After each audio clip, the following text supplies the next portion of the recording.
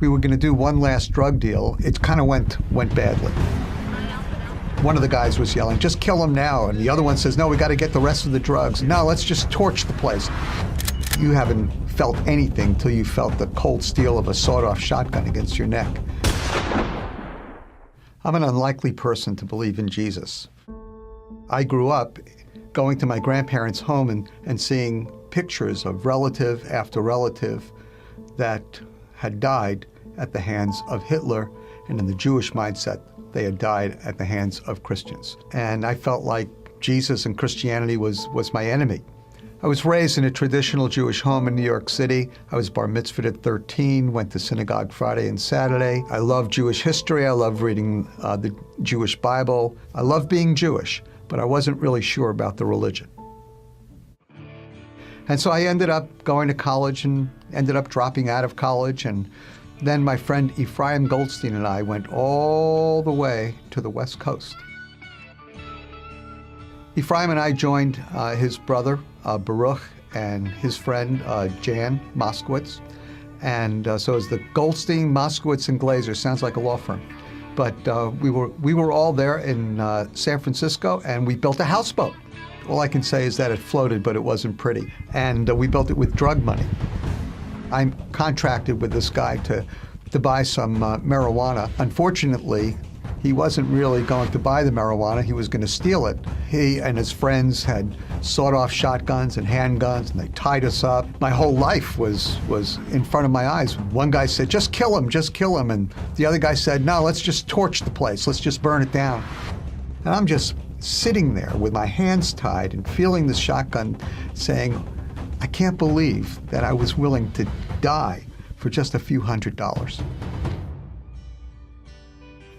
One of our friends who dropped out of college with us moved to California for a little while, and then she disappeared. And during the time she disappeared, we kind of tore down the houseboat, moved into San Francisco. And one day she appeared. She kept telling us that she had found God and that she had found Jesus and that the end of the world was coming. And I thought she was nuts. I thought she was meshuggah. Ephraim kind of listened to her and, oh, that sounds pretty good. So the next thing I know, they both went up to Oregon, and I felt because I was raised a more traditional Jew that I could help them. So I went up to this Christian commune in Coos Bay, Oregon. I was gearing up for a fight, but they just wanted to be nice and smile all the time, so I didn't trust them at all. We were sitting at the table, about 20, 25 people, country food, blackberry cobbler baking in the oven. Then all of a sudden, everybody kind of like fell asleep. Their heads went down. And then they all started holding hands. And I thought that was the strangest thing in the world. I thought it was just going to be a seance. The old guy who was running the place, who kind of looked between an Amish guy and a Hasidic guy with a long beard, he just began talking up into thin air. For a minute, I thought he was talking to me, but I realized when he called me Lord that it wasn't me. I'd never heard anybody pray as if they were actually talking to God, and it was just striking for me. You know, I'd been belligerent, I'd been angry, and then all of a sudden, everything was kind of melting away because I sensed this presence in the room, and I began feeling smaller and smaller and smaller. You could almost touch it. It was palpable, this presence. And if there's one thing I never experienced growing up in a more religious Jewish home, was this intimacy, this personal contact and relationship with God. And I just knew that this was the presence of God, and that changed me. Well, I got back from Oregon, and all I could think about was God and about Jesus. I said, God, if you're really there, show me.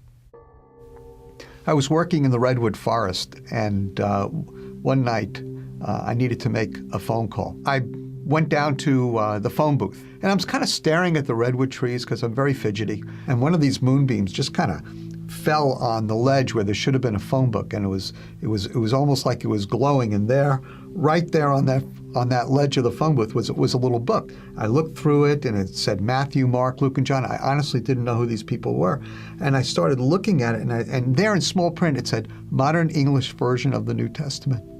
I'd asked God if he was real and how to get to him. Now I'm standing there with the New Testament glowing in the moonlight. I mean, what would you do? So I stole it. Well, I knew that God had left that New Testament there for me. And so I picked it up and began reading it, and I read it over the next few days. I read almost the whole thing. And, I still expected Christians to be anti-Semitic and Jesus to be sort of the fountain of anti-Semitism. And the more I read, I realized Jesus was actually Jewish. And I knew that he was the Messiah that our people were waiting for, that I was waiting for. One of the things I love the most about the New Testament was the way Jesus told stories. I felt like he was a street-smart New Yorker. I mean, he never answered a question simply. He always got to the heart of the matter. And, you always saw pictures of Jesus on the cross, and he always looked so helpless, But I met a very strong, powerful Jesus in the New Testament, and I was very drawn to him. When I accepted Jesus, I was looking for the truth, and I knew that he was the truth. But I don't think I was looking for the truth about myself. I remember the day I realized I had sold drugs to teenagers. I was horrified at my own soul. I don't think I understood enough about my own sin. I just began weeping and repenting and asking God to forgive me. And then it took me a while, really, to even feel that God had forgiven me. I realized that believing in Jesus involved believing that he died for my sin. And throughout the years, I've just discovered that my life is the best way to demonstrate to my family and friends that I love them, I love God, and I love my people.